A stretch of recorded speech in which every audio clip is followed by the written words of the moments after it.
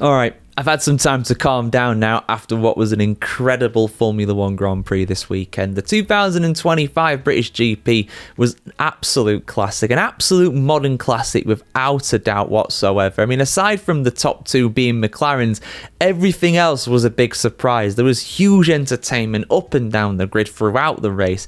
I absolutely loved it. I had a fantastic time, and it showed again that Formula One needs to race when it rains. You know, a lot of us were a bit afraid coming into this one, thinking, oh, the weather's really going to hamper this. We saw the Formula 3 race earlier on in the day get curtailed, but we never had any red flags fish. We never had any delays. The safety car led the pack out at the start of the race, but they still lined up on the grid. They still competed when it was damp conditions, and even when it got really tricky about halfway through the race, they just brought the safety car out, and that was a sensible option. At least we didn't have to mess around with red flags and stuff like that. So this is an absolute classic for me, seeing the Formula One drivers be pushed to the absolute limit around conditions and everything like that was very difficult at Silverstone. I mean, you look at Hadjar's retirement when he just slammed into the back of Antonelli, I think it was.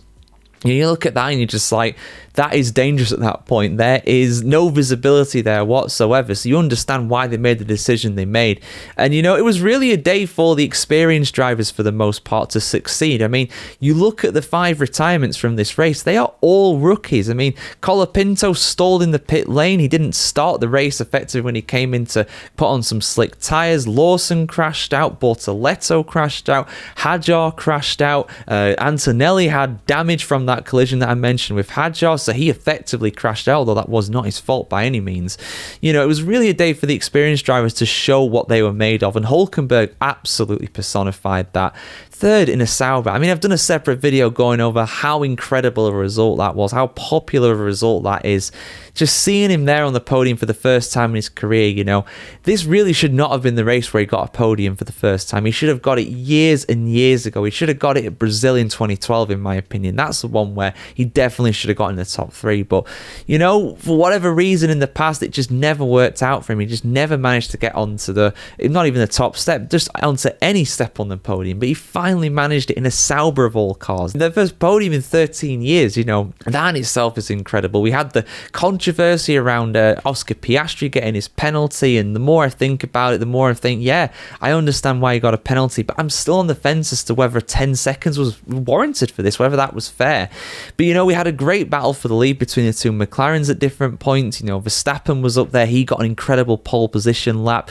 He spun around as well during this race. We didn't, it's very rare that you see Max Verstappen making any kind of mistake, especially in wet conditions like that. It's really rare that happens. That just tells you how difficult the conditions were. Red Bull's gamble on that low downforce setup did not work out. Hamilton almost got onto the podium. He was challenging, he was harassing Nico Hülkenberg before he eventually went on to dry tyres, and Hulk then converted that P3. Still a decent result for Hamilton in the Ferrari. I mean, Charles Leclerc, he had a shocking day. I mean, the Ferrari in the very wet conditions for the most part was not a great car.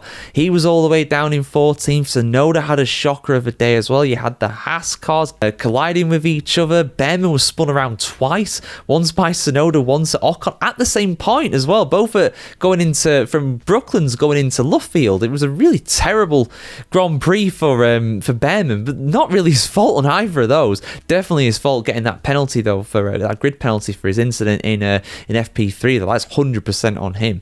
Went more in depth with that before, guys, with the penalty explanation. You had the drama as well on top of that with Alonso, saying, oh, you only give the good strategy to Stroll pretty much. You always get it right with him. Stroll was running in a podium place for a long time. He eventually dropped down to P7.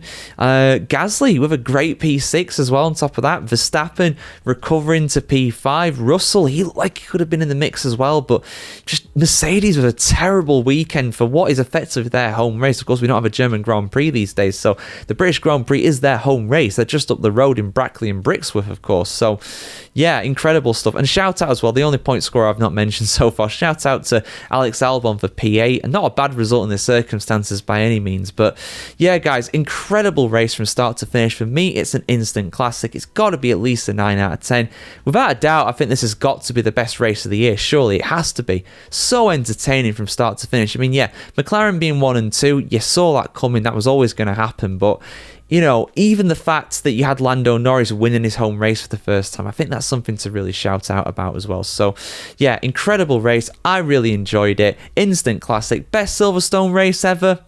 Not so sure about that, but it's got to be up there. It's probably in the top 10, which for a Silverstone Grand Prix is fantastic. You know, it's produced yet again, the new regulations, the current regulations, I should say, really suiting this track down to the ground. People absolutely love this track, and it makes such entertaining races. We've had 4 fantastic races in a row now with these new regulations. So hopefully we see that continue in 26 next year, but we'll see. Silverstone's place on the Grand Prix calendar is confirmed until at least 2034. And maybe forever, going off of what Domenicali's been recently saying. But yeah, like, share, comment, subscribe if you want to see more like this, guys. I appreciate all your support as well. Rate this race out of 10. What were your thoughts about it? I want to hear your opinions in the comments below, as always. And yeah, have a great time, guys. And let's hope for a fantastic Grand Prix at Belgium in 3 weeks' time. If it's going to be as good as this, it's going to be an absolute classic as well.